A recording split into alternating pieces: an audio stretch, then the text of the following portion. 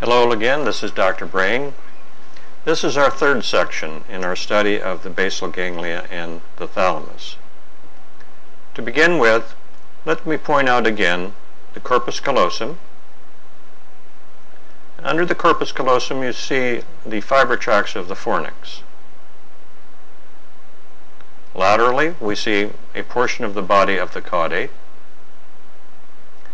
And then you'll note that this field contains primarily various thalamic nuclei.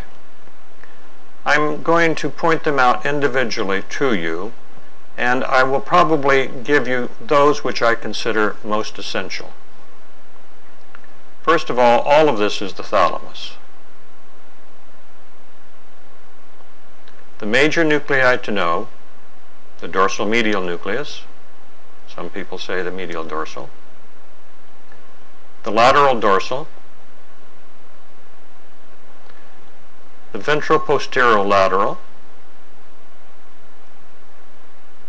the ventroposteromedial, and the centromedian. This very fine structure here on the periphery of the thalamus is the reticular nucleus. This, of course, is the posterior limb of the internal capsule. Notice how these fibers are descending into the pons. The structure down here, a portion of the pons. The substantia nigra, the red nucleus. Now, the fibers peripheral to the red nucleus, approximately here, are those fibers which are coming from the posterior column medial lemniscus system and also the lateral spinal thalamic system to enter this portion of the thalamus, which is the ventroposterolateral nucleus. While this portion here is receiving similar types of information from the face and head. This is the ventroposteromedial nucleus.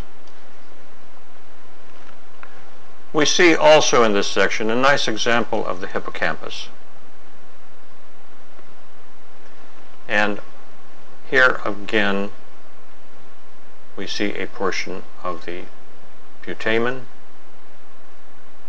although we've passed the section which would show us the globus pallidus. These are the major sections, major structures of this section. Let me talk briefly about the dorsal medial nucleus. The fibers here are going largely to the frontal lobe, the prefrontal region. This is a very important limbic system nucleus, in addition to the anterior nucleus that I pointed out earlier. The ventroposterolateral nucleus is the primary nucleus for receiving somatosensory information from the body.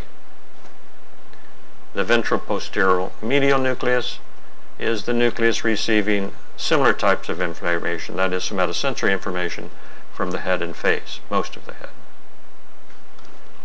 The red nucleus has a variety of functions. Part of the red nucleus gives rise to the descending rubrospinal tract. The substantia nigra, as you know, is involved in Parkinson's disease, with the special neurons here becoming depigmented in this disorder. The posterior limb of the internal capsule, descending into the pons, from there to the medulla. From there it decussates, as we know from our very first slide, to become the lateral cortical spinal tract. That pretty much covers this slide.